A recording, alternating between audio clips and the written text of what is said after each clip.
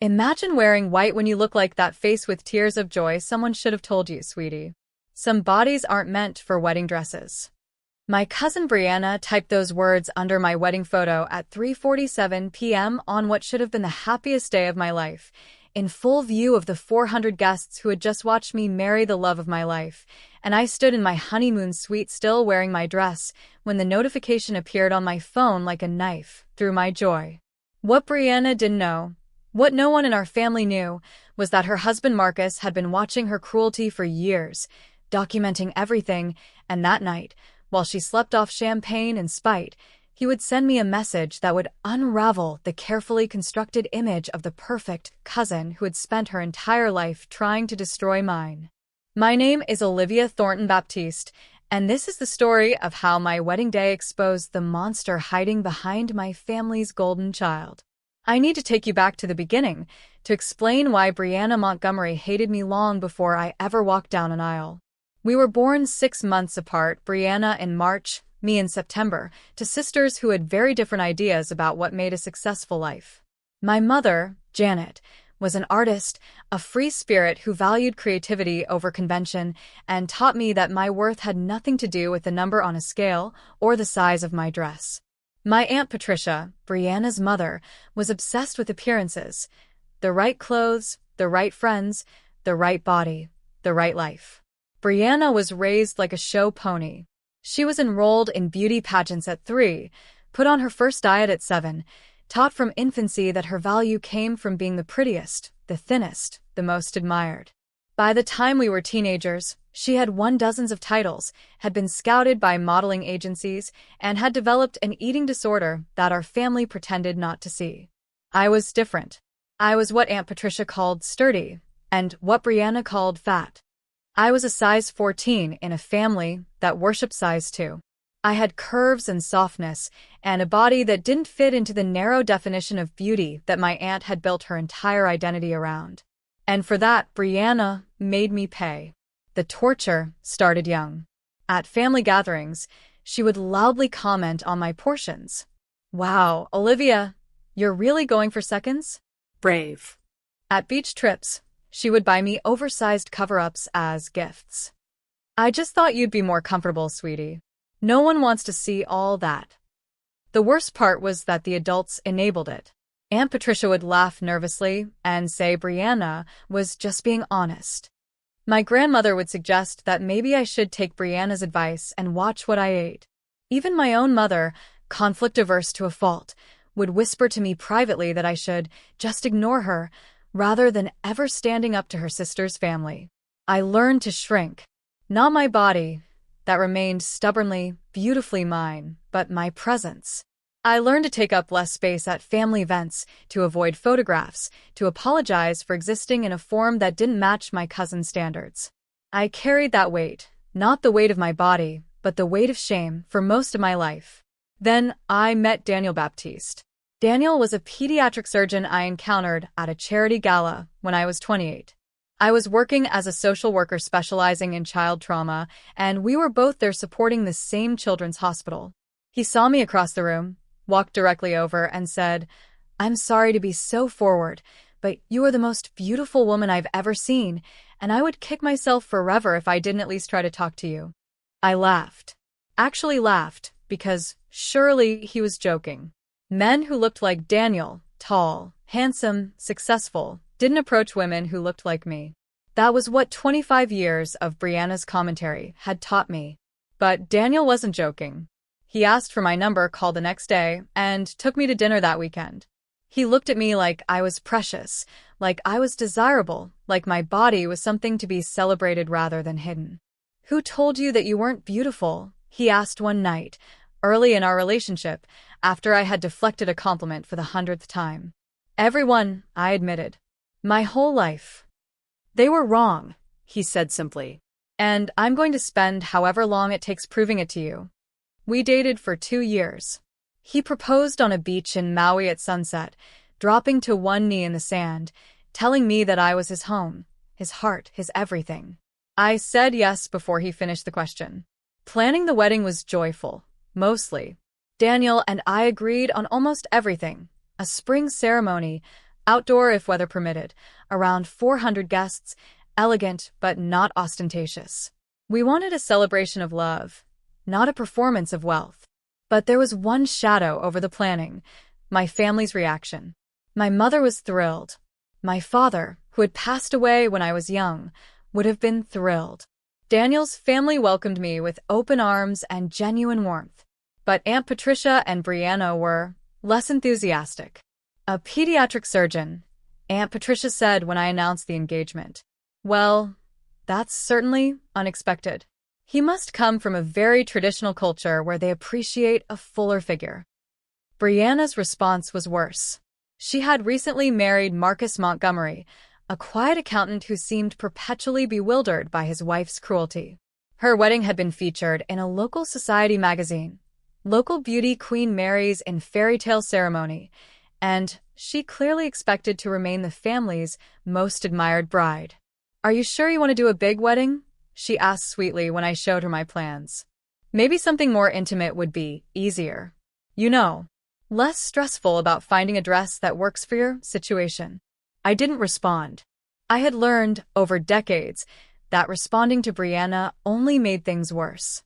But I also didn't shrink. I found a dress, a gorgeous A-line gown with delicate lace sleeves and a sweetheart neckline that made me feel like a princess. The seamstress who altered it told me I was one of the most beautiful brides she had ever dressed. The photographer who took my bridal portrait said my joy was radiant, that my pictures practically glowed. For once, I started to believe that maybe, just maybe, I deserved to feel beautiful. The wedding day itself was perfect. The weather cooperated. Clear skies, gentle breeze, golden afternoon light. The ceremony was held in a botanical garden that Daniel and I both loved, surrounded by flowers and greenery and the people who mattered most to us. When I walked down the aisle, I saw Daniel's face and forgot everything else. He was crying. This strong, steady man who saved children's lives for a living was openly weeping at the sight of me in my wedding dress. And in that moment, I finally understood what he had been trying to tell me for 2 years. I was beautiful. Not despite my body, but including it. Not in spite of myself, but fully, completely, exactly as I was. We exchanged vows. We kissed. We walked back down the aisle as husband and wife, while 400 guests cheered and threw flower petals. The reception was everything we had dreamed of. Good food, good music, good company. Daniel and I danced our first dance to a song his grandmother had loved, and I felt like I was floating. Brianna was there, of course. She wore a white dress, not quite bridal, but close enough to raise eyebrows, and spent most of the evening looking bored and checking her phone. Marcus trailed behind her, apologizing silently with his eyes every time our gazes met. I ignored her. This was my day, and I refused to let her poison it. But Brianna had other plans. At 3:47 p.m., while the reception was in full swing, while Daniel and I were cutting our cake and laughing and living our best lives, Brianna posted a comment on the professional photo our photographer had uploaded to Instagram. The photo showed me and Daniel, mid-laugh, my dress catching the light, his eyes full of adoration. The photographer had captioned it, "When you capture pure love. Congratulations to Mr. and Mrs. Baptiste. #wedding photography, #true love." Brianna's comment appeared directly beneath. "Imagine wearing white when you look like that face with tears of joy. Someone should have told you, sweetie. Some bodies aren't meant for wedding dresses." I didn't see it until after the reception, when Daniel and I had retreated to our honeymoon suite to change before leaving for the airport. I was still in my dress, still glowing from the day, when my phone buzzed with notifications. One after another. Friends sending me screenshots. Cousins asking if I had seen what Brianna wrote. Strangers who had found the photo commenting in my defense. I clicked on the notification. I read the words.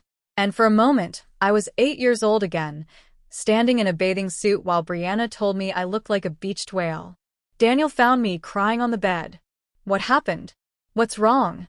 I showed him the phone. I watched his face transform from confusion to disbelief to pure, incandescent rage. "She posted this publicly? On our wedding day? In front of everyone?" 400 people saw it, I whispered. All our guests. All my coworkers. Everyone. Daniel took the phone from my hands and set it aside. Then he knelt in front of me, taking both my hands in his. Listen to me, Olivia. That woman is sick. Not sick like deserving sympathy, sick like poison, like rot, like something broken inside that makes her need to destroy beautiful things. And you know what? She failed. Look at this day. Look at what we built. Look at how happy we are. She can post whatever she wants. She cannot touch what we have. I wanted to believe him. I really did. But 25 years of conditioning doesn't disappear in one conversation, even a loving one. We went on our honeymoon. We had a beautiful 2 weeks in Portugal, exploring and eating and loving each other. I tried not to check social media, tried not to let Brianna's words follow me across the ocean. But they did. They nestled into my brain like splinters, aching every time I looked in a mirror, whispering every time Daniel touched me. Imagine wearing white when you look like that. Some bodies aren't meant for wedding dresses. By the time we returned home, the comment had been screenshotted and shared thousands of times. It had become a minor viral moment. Cousin body shames bride on wedding day, with strangers weighing in on Brianna's cruelty and my appearance. Brianna had deleted the original comment, but the internet never forgets. She posted a non-apology on her own page. Apparently, some people can't take a joke. Family is family, and I would never intentionally hurt Olivia. Some people are just too sensitive these days. Woman shrugging. She called me too sensitive. For being hurt by being called ugly on my wedding day, in front of everyone I knew. And that's when Marcus sent his message. It appeared in my Instagram DMs at 11:47 p.m. on a Wednesday, 2 weeks after we returned from our honeymoon. I almost didn't open it. I expected another fake apology, another excuse, another attempt to smooth things over without actually addressing what Brianna had done. But something made me click. Olivia, I'm so sorry. Not the kind of sorry that means sorry this became a thing, but genuinely, deeply sorry for what Brianna did to you on your wedding day. You looked beautiful. Your wedding was beautiful. And you deserved better than what she did. I need to tell you something about her. Something I've been keeping to myself for years because I didn't know who to tell or what to do with the information. But after watching her hurt you so publicly, so cruelly, I can't stay silent anymore. Can we meet for coffee? Just you and me. There are things you need to know. Marcus. I stared at the message for a long time. I showed it to Daniel, who was immediately suspicious. Could be a setup. Could be Brianna trying to get more ammunition against you. Could be, I agreed. But what if it's not? Then you meet him somewhere public. You don't go alone, and you record everything. I love that you immediately went into protection mode. He kissed my forehead. That's my job now. Protecting you from the Briannas of the world. I messaged Marcus back. We agreed to meet at a coffee shop near his office, a neutral location where I would bring Daniel and Marcus would explain whatever he needed to explain. 3 days later, I sat across from my cousin's husband while my own husband pretended to read a newspaper at a nearby table. Marcus looked exhausted. Dark circles under his eyes. Wedding ring noticeably absent from his finger. Thank you for meeting me, he said. I wasn't sure you would. I almost didn't. But I figured you wouldn't have reached out unless it was important. It is. He took a deep breath. Olivia, I'm leaving Brianna. I've already talked to a divorce attorney. I'm filing next week. Whatever I had expected him to say, that wasn't it. I'm sorry? I mean, that's a big decision. It's overdue. I should have left years ago. I kept making excuses. Kept telling myself it would get better. That underneath all the cruelty, there was a good person trying to get out. He laughed bitterly. There isn't. There's just more cruelty. Marcus, I don't understand. Why are you telling me this? Because you deserve to know what you're dealing with. What your whole family has been dealing with, even if they refuse to see it. He pulled out his phone and set it on the table. I've been documenting Brianna's behavior for 3 years. Screenshots, recordings, videos. Everything. Why? Because I thought I might need proof someday. Proof that I wasn't crazy, that the things she said and did were as bad as I thought they were. He scrolled through his phone. She's been bullying you your entire life, Olivia. I know that. But what you don't know is that she's been doing the same thing to everyone. Her friends, her coworkers, random strangers on the internet. Anyone she perceives as a threat to her status as the most beautiful, most successful, most admired person in any room. That's not news to me, Marcus. I've lived it. I know, but there's more. He turned the phone to show me a screenshot. This is from a group chat she's in with some of her pageant friends. This was posted the morning of your wedding, before the ceremony even started. I read the messages. Brianna, I have to go to my fat cousin's wedding today. Kill me now. Friend 1. The one marrying the doctor? How did SHE land a surgeon? Brianna. No idea. He must have a fetish or something. Or maybe she's secretly rich. No other explanation. Friend 2. Are you gonna say something? You can't let her have a better wedding than yours, lol. Brianna. Oh, don't worry. I have plans. She's not getting through this day without being reminded of her place. I stared at the screen. She planned it, I said slowly. The comment on my photo. She planned it before the wedding even started. She plans everything. Every cruel comment, every accidental insult. It's calculated. Marcus swiped to another screenshot. This is her posting in a private Facebook group about how to subtly undermine people's confidence. She wrote a whole guide about it. Timing, word choice, plausible deniability. She calls it keeping people in check. I felt sick. And it gets worse. Marcus pulled up a video file. This is from last year, after your engagement announcement. She didn't know I was recording. He played the video. It showed Brianna in their living room, pacing, ranting. A pediatric surgeon. A pediatric surgeon. Do you understand what that means? She's going to have money and status, and everyone is going to forget that she's disgusting. They're going to say, oh, Dr. Baptiste's wife, like she's somebody. Like she matters. She threw a pillow across the room. I've worked my entire life to be the successful one. The beautiful one. The one everyone admires. And fat little Olivia is going to steal it all because some doctor has a chubby chaser fetish. The video ended. I sat in silence for a long moment. Why are you showing me this? I finally asked. Because you deserve to know the truth. Because your whole family has enabled her for decades, and someone needs to see her clearly. Marcus put his phone away. And because when I file for divorce, she's going to try to destroy me. She's going to tell everyone I'm abusive, that I cheated, that I'm the monster. I need people who know the truth, who can see through her lies. You want me to testify or something? I want you to be prepared. She's going to come after you harder than ever now. The wedding comment was just the beginning. When she finds out you know about the group chats, the planning, the video, she'll go nuclear. Let her. The words came out stronger than I expected. I'm done being afraid of Brianna Montgomery. Marcus smiled sadly. I wish I had your courage. You do, I said. You're leaving her. That takes courage. It takes desperation. I can't live like that anymore. Being married to someone who hates everyone, including herself. He stood to leave. I'll send you copies of everything. Use it however you need to. And Olivia, your wedding was beautiful. You were beautiful. Don't let her convince you otherwise. He left. I walked over to Daniel's table and sat down heavily. Well, he said, setting aside his newspaper. That was illuminating. She planned it. Before the wedding even started, she was planning to humiliate me. I heard. Daniel's jaw was tight.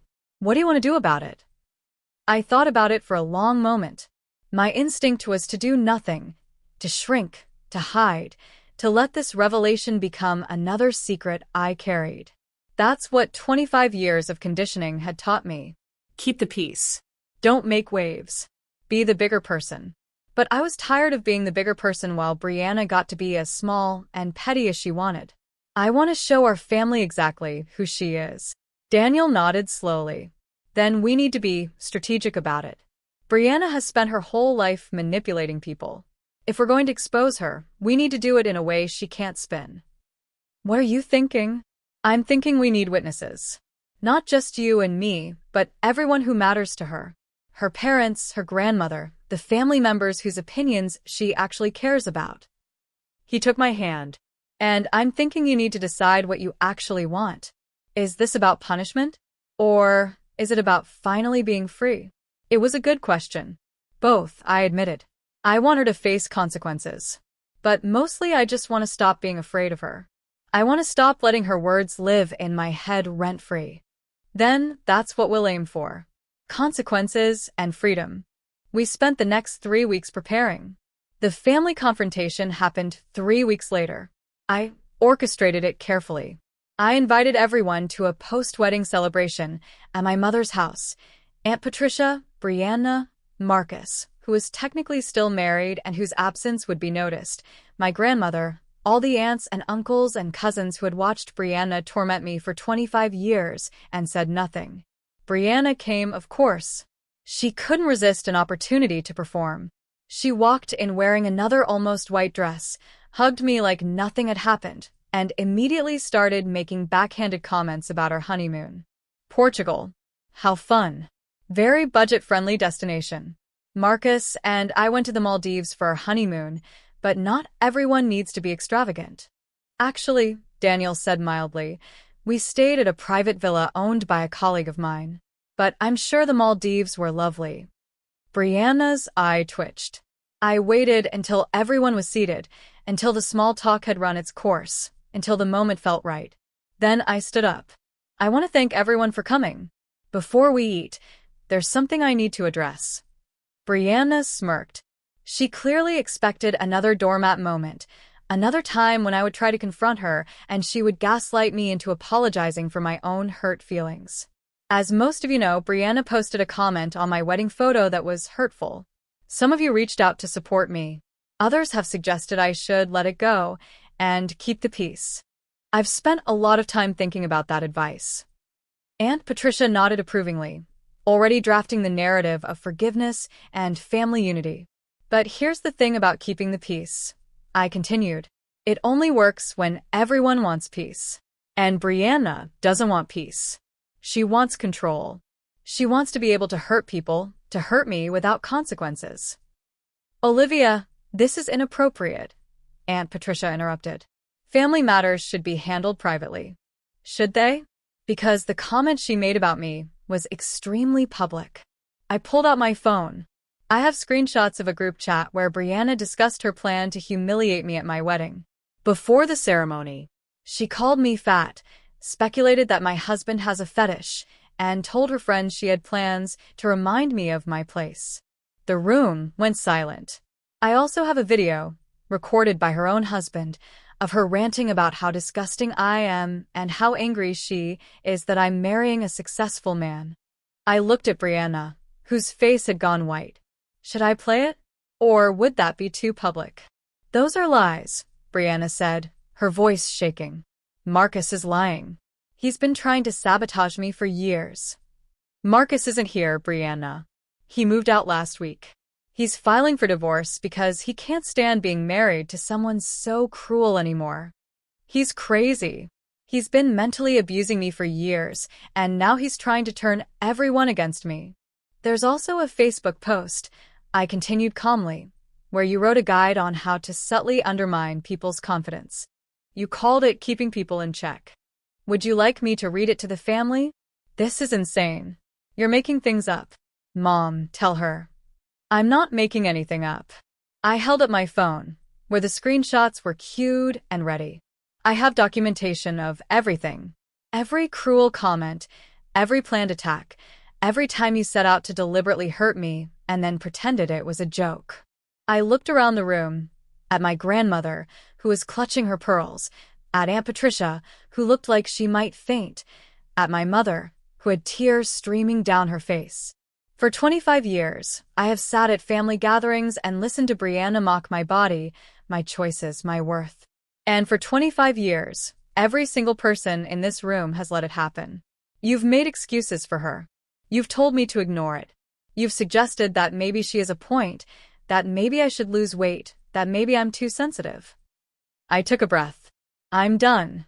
I'm done being the family punching bag. I'm done pretending that Brianna's cruelty is acceptable because she's pretty and successful and knows how to perform for an audience. Olivia, my mother started. No. I'm not finished. I turned back to Brianna. You have spent your entire life trying to make me feel small. You have mocked my body, my relationships, my achievements.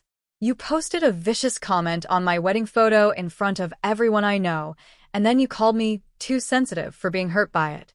I stepped closer. But here's what you don't understand, Brianna. Your opinion of me doesn't define me. It never did. I have a husband who loves me exactly as I am. I have a career I'm proud of. I have friends who support me, and a life that makes me happy. What do you have? A crumbling marriage to a man who's been documenting your cruelty for years? A group of pageant friends who probably talk about you the same way you talk about me?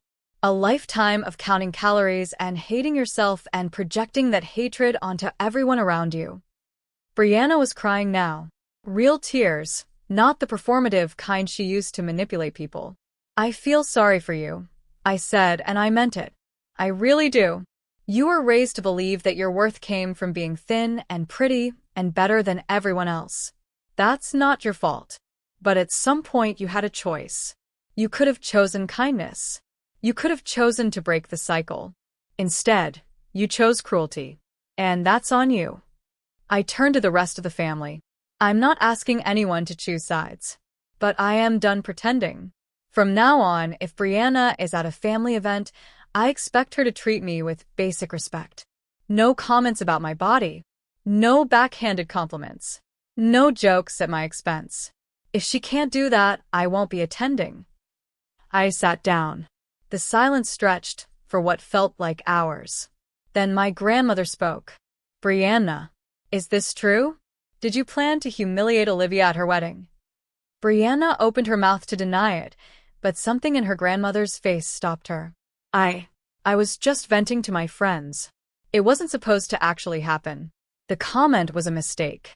A mistake you planned for hours? A mistake you discussed in group chats.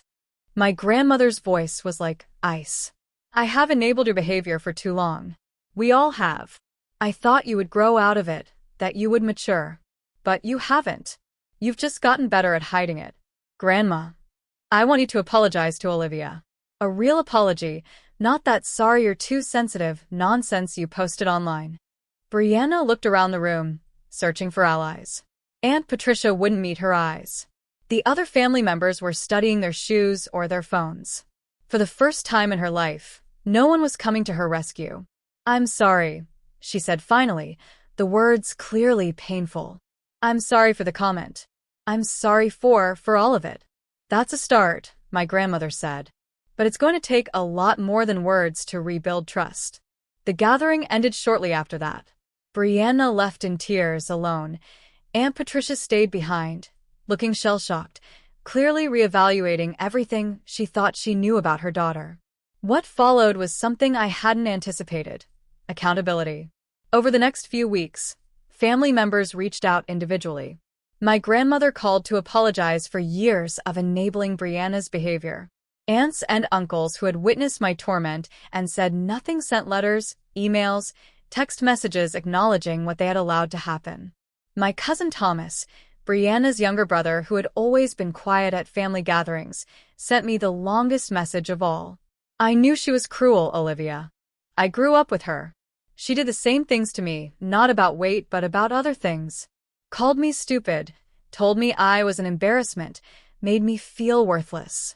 But I was so scared of her that I never said anything. Watching you stand up to her was the bravest thing I've ever seen. Thank you for showing me it's possible. That message made me cry harder than Brianna's original comment ever had. The family dynamics shifted in ways I hadn't expected. Aunt Patricia, humbled by the revelation of who her daughter really was, started questioning everything about how she had raised Brianna. She apologized to me at a coffee meeting that lasted 4 hours, during which she revealed her own history: a mother who had valued appearance above all else, a teenage eating disorder that had nearly killed her, a lifetime of believing that beauty was the only currency women had. "I passed that poison on to my daughter," she said, weeping into her latte. "I thought I was preparing her for the world. I was destroying her." "It's not too late," I said, surprising myself with the compassion I felt. "Brianna is still young. With help, she could change. I'm going to make sure she gets that help, even if she hates me for it." My mother found me in the kitchen, washing dishes I didn't need to wash just to have something to do with my hands. "I'm sorry," she said quietly. "For what?" "For not standing up for you. For all those years of telling you to ignore her, to keep the peace, to be the bigger person." She took a dish from my hands. "You were a child, Olivia. You shouldn't have had to be the bigger person. The adults should have protected you and we didn't. You didn't know how bad it was." I knew enough. I didn't want to fight with Patricia. I didn't want to cause drama. And in avoiding conflict with my sister, I let my daughter be hurt. She was crying now. "I'm so sorry, baby." I hugged her. "It's okay, Mom. It's over now." 6 months later, Brianna and Marcus's divorce was finalized. It was messy, as divorces often are. Brianna tried every tactic Marcus had predicted: accusations of abuse, claims of infidelity, attempts to paint herself as the victim. But Marcus had his documentation, and more importantly, he had witnesses, including me. I didn't testify in court. It never got that far. Once Brianna's lawyers saw the evidence Marcus had collected, they advised her to settle quietly. She got half the assets and no alimony. She moved back in with Aunt Patricia, her carefully constructed image of success shattered. The family rallied around her, not to excuse her behavior, but to help her heal. Aunt Patricia insisted on family therapy. My grandmother started having weekly lunches with Brianna, gently challenging the toxic beliefs she had internalized. Even Thomas reconnected with his sister, sharing his own experiences of her cruelty in a way that helped her understand the pattern she had created. I heard she's in therapy now. Intensive, multiple times a week therapy to address what her therapist apparently calls deeply rooted narcissistic tendencies stemming from childhood trauma and conditional love. The diagnosis was more complicated than I had expected. Apparently, the pageant circuit, the constant pressure to be perfect, the eating disorder that had started at 7, all of it had created a person who genuinely didn't know how to feel good about herself without tearing others down. I hope the therapy works. I genuinely do. Not because I forgive her. I'm not sure I'll ever fully forgive her, but because I know what it's like to hate yourself, and I wouldn't wish that on anyone. Even Brianna. The healing wasn't linear. Some days I felt powerful and free. Other days, I caught myself automatically sucking in my stomach or avoiding mirrors or apologizing for taking up space. 25 years of conditioning doesn't disappear overnight, even with a supportive husband and a family that finally sees the truth. But Daniel was patient. He celebrated every small victory. The first time I wore a sleeveless dress to a family gathering, the first time I posted a full-body photo on social media without spending an hour selecting the most flattering angle, the first time I ate dessert in public without feeling the ghost of Brianna's judgment. "You're unlearning a lifetime of lies," he told me one night when I was frustrated by my own progress. "That takes time. It takes practice. And it takes grace, the kind of grace you're so good at giving to everyone except yourself." He was right. I had spent so long being gentle with everyone else's feelings that I had forgotten to be gentle with my own. As for me, life continued. Daniel and I bought a house. I got promoted at work. We started trying for a baby. The normal, beautiful, boring stuff of a happy life. 1 year after the wedding, I posted a photo on Instagram. It was from our anniversary trip. Daniel and I on a beach in Costa Rica, me in a bikini for the first time since I was a child, smiling at the camera without trying to hide any part of myself. The caption was simple: 1 year of marriage. 1 year of being loved exactly as I am. 1 year of refusing to let anyone else's opinion define me. The comments were overwhelmingly positive. Friends, family, strangers, all celebrating my joy, my confidence, my refusal to shrink. But there was one comment that stood out. From Brianna. "You look really happy. I'm glad." That's all it said. 6 words. No laughing emoji, no backhanded compliment, no attempt to diminish my joy. I stared at it for a long time. Then I did something I never thought I would do. I responded, "Thank you, Brianna. I hope you're finding happiness too." And I meant it. 2 years after my wedding, Brianna and I had coffee. It wasn't my idea. She reached out through my mother, asking if I would be willing to meet. She said she had something she needed to say, and she wanted to say it in person. I almost said no. Part of me was afraid it was a trap, another attempt at manipulation dressed up as reconciliation. But a larger part of me was curious. And maybe, just maybe, hopeful. We met at a quiet cafe near my office. Brianna looked different, not worse, just different. Softer somehow. Less polished. She was wearing jeans and a simple sweater, no designer labels in sight. "Thank you for meeting me," she said. "I know you didn't have to. I wasn't sure I should. But I'm trying to be more open these days." She nodded. "That's more grace than I deserve." We sat in awkward silence for a moment. Then Brianna took a deep breath. "I've been in therapy for 2 years. Intensive stuff. And one of the things my therapist has had me do is make a list of everyone I've hurt and think about what I actually did to them. Not what I told myself I was doing. Not the excuses I made. The actual impact of my actions." She pulled out a folded piece of paper. "You were at the top of the list. You've been at the top since the beginning. Brianna, please, let me say this." She unfolded the paper with trembling hands. "I told myself I was being honest with you, helping you, giving you tough love that would motivate you to lose weight and be happier. But that was a lie. I was trying to destroy you, Olivia. Systematically, deliberately, for 25 years. I wanted you to feel as worthless as I felt. I wanted you to hate yourself as much as I hated myself. Because if you were happy with your body, if you could love yourself without being thin and perfect, then what did that say about everything I believed?" She was crying now. Not the performative tears I remembered, but real, ugly crying that left mascara tracks down her cheeks. "I don't expect you to forgive me. I don't deserve forgiveness. But I needed you to know that I understand now. I understand what I did. And I'm going to spend the rest of my life trying to be different." I sat with her words for a long moment. "I don't forgive you," I said finally. "Not yet. Maybe not ever. What you did hurt me in ways I'm still unpacking." Brianna nodded, accepting this. "But I don't hate you either," I continued. "I think you were a hurt person who hurt other people. And I think you're trying to be better. That matters." "It does. It does to me." We finished our coffee. We didn't hug or make plans to see each other again. But something had shifted. The weight of 25 years of cruelty felt lighter somehow, not because it hadn't happened, but because we had both finally acknowledged it. Last month, Brianna sent me a photo. It was her on a beach, wearing a bikini.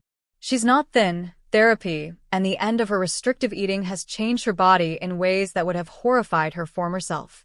But she was smiling, genuinely smiling, in a way I had never seen before. The caption was simple, "Learning to take up space." I liked the photo. I didn't comment. Some things don't need words. Because my cousin was right about one thing, even if she meant it as cruelty. I did wear white when I looked like that. I wore white while being curvy and soft and absolutely nothing like the narrow definition of beauty she had been taught to worship. And I was beautiful. Not because a number on a scale said so.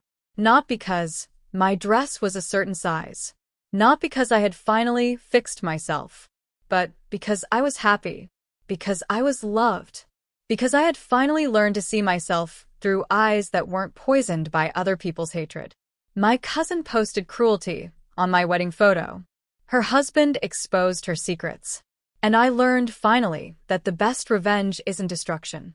It's becoming so genuinely happy that the people who tried to hurt you become irrelevant. That's the ending Brianna never expected. And honestly, it's the ending I never expected either. But I'll take it.